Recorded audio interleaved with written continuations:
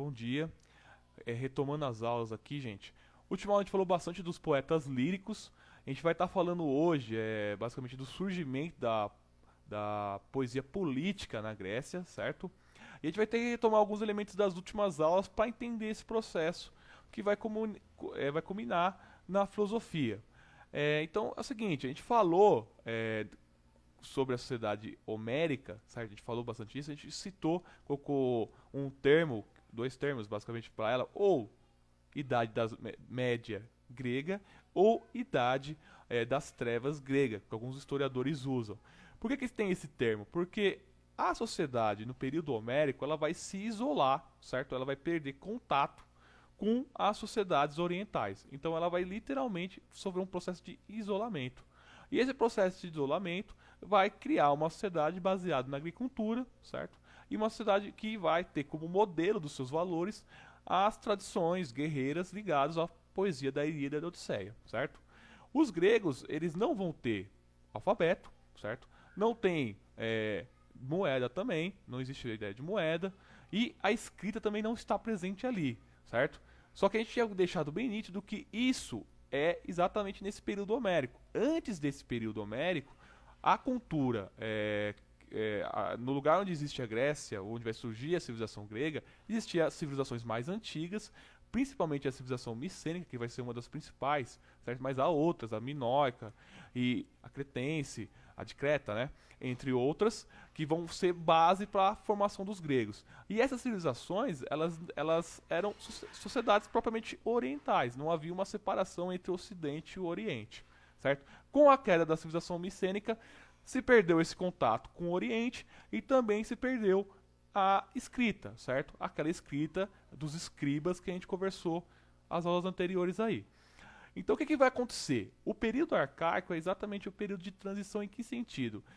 A sociedade grega ela está saindo desse isolamento, certo? Ela está retomando contato com o Oriente. É basicamente isso que está acontecendo.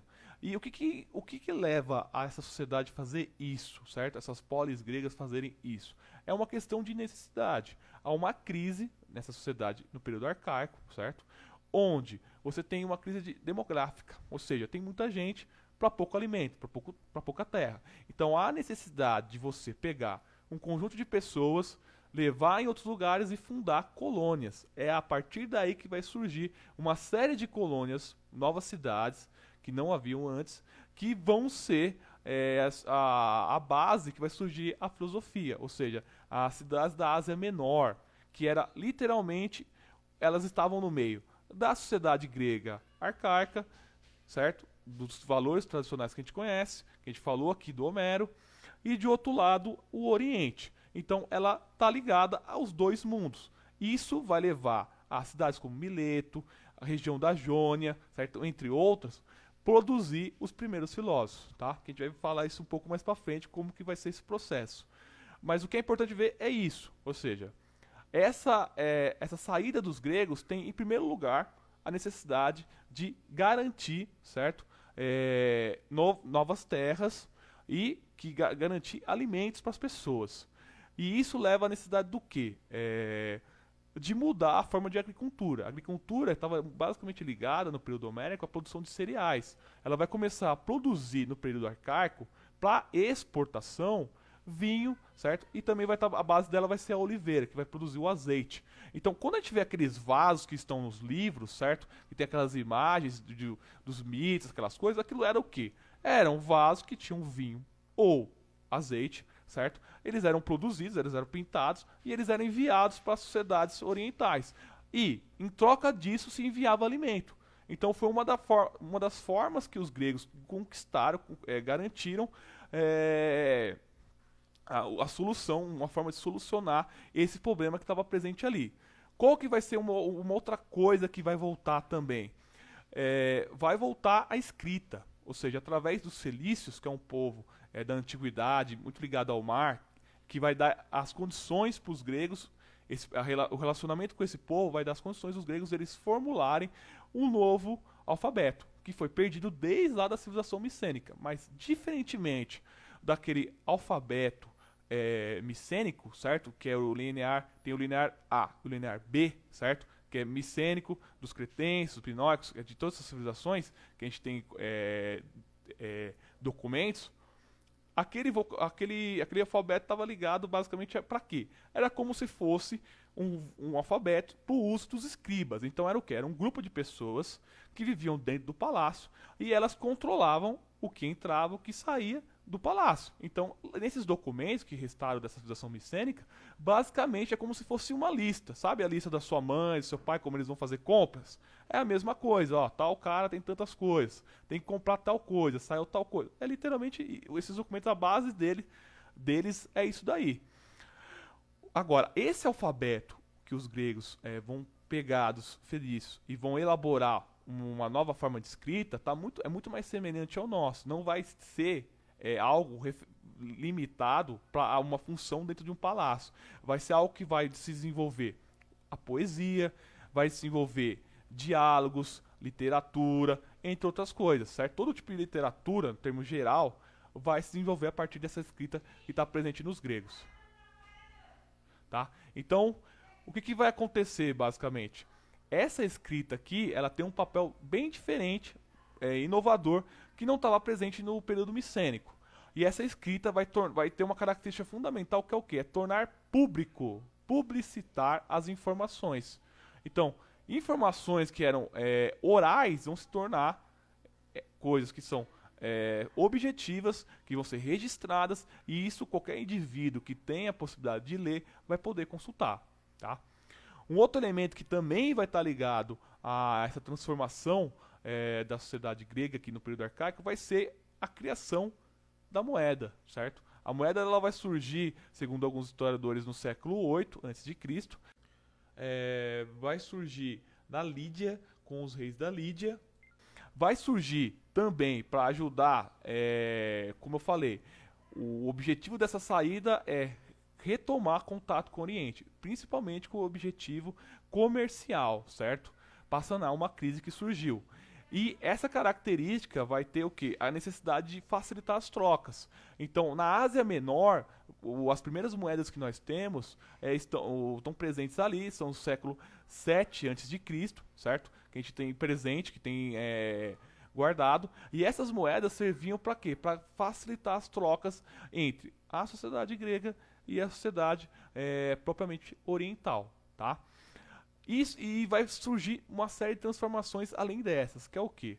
A aristocracia, que a gente viu, os guerreiros basileus, eles estavam ligados a um tipo de sociedade que era propriamente ligado à agricultura. Então eles eram donos de terras, eram donos, donos de escravos, certo? Além dos escravos da cidade grega, e também dos aristocratas, havia os homens livres, que eram os camponeses, entre outros indivíduos. E o que vai começar a ocorrer? Quando você está fechado a algum determinado grupo de valores, e você tem uma tendência de manter esses valores, de conservar. Agora, quando você abre a possibilidade de expandir, certo? Os seus valores, de ver outras coisas, você não só vê, mas você também incorpora. Então o que começa a acontecer com essa aristocracia? Ela começa a mudar uma série de hábitos, de comportamento, que não estavam presentes na sociedade homérica e nem no começo do período arcaico. Que é o quê? Os aristocratas, os basileus gregos, eles vão começar a seguir valores, a conhecer valores das sociedades orientais, que são valores nesse contexto ligados ao luxo, à satisfação, ao prazer, à ostentação, certo? E vão começar a incorporar isso. Só que qual que era o problema? Quando você pega os aristocratas no período homérico, já havia característica, basicamente, de eles lutarem por riquezas, entre outras coisas, certo? Por exemplo, quando o Pátroco ele é morto por Heitor, o Heitor pega, retira a armadura dele e leva para casa dele, certo? Mas perceba, o que acontece? Existe uma regra para você saquear ou não uma cidade, existe uma série de coisas que estavam ligadas ao quê? A um código de honra da aristocracia. Então, como eles saqueavam, como eles procuravam a riqueza, eles não procuravam de qualquer forma, de qualquer jeito, certo? Eles procuravam dentro de um código de honra. O que começa a cair nessa aristocracia da passagem do período arcaico para cá, é exatamente essa ideia de código de honra. Então, você não poderia pegar e tomar de um homem mais velho, de um senhor, um ancião, que não poderia se defender, o ouro dele, por exemplo. Isso não é correto, não é bem visto, não é certo do ponto de vista do código de honra. O que vai começar a ocorrer é que essa aristocracia, baseada nesses novos valores que vem de uma região diferente, vai começar a procurar cada vez mais a acumulação de riquezas. E com isso vai começar a forçar a barra contra homens livres, propriamente dito, para eles se tornarem seus escravos. Então vai começar a se abrir, dentro desse período arcaico, um tipo de situação de guerra civil que vai ocorrer em várias cidades-estado na Grécia de forma simultânea. Então, essas transformações, esse contato com o Oriente, além de solucionar o problema ligado à questão demográfica, né? Propriamente a quantidade de pessoas, mudar a agricultura, vai mudar também esses valores e vai criar novos problemas que não estavam presentes antes. Tudo bem? E aí vai ser necessário que a poesia que falava primeiro da guerra, que é a poesia homérica, depois a lírica, que mostra exatamente os hábitos dessa nova aristocracia, se crie uma poesia política, certo? Onde vai se procurar responder como garantir a paz, a harmonia entre os cidadãos dentro da polis grega, certo? É isso que basicamente vai possibilitar isso. E qual que vai ser a característica dessas poesias políticas, né? Basicamente, nós vamos ter dois autores, um é o Solon, o outro é o Titeu, certo? Um é ateniense, o outro é espartano. A principal característica deles vai estar ligado à questão da legislação, certo? E essa poesia está ligada a um outro processo, que é o desenvolvimento dos sábios.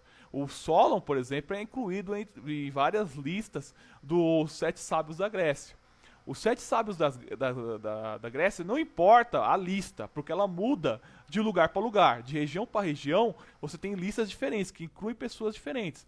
Mas o que acontece é o quê? É um desejo de garantir, certo? A harmonia na sociedade. Então, são indivíduos, certo? Que têm consciência do conflito que foi gerado, esse contato com o Oriente, que transformou a aristocracia e que ela procura desejar cada vez mais de forma injusta para tomar dos mais pobres, tornar os mais pobres escravos, e ao mesmo tempo essa população revida contra eles, faz rebelião contra os aristocratas. Então há um problema de como que eu garanto que, de um lado, aqueles que são mais poderosos não queiram ficar mais poderosos e aqueles que são menos poderosos ou são menos favorecidos não lutem contra aqueles que estão oprimindo eles. Então é esse problema que começa a surgir ali, certo? E que vai dar corpo a essa poesia política.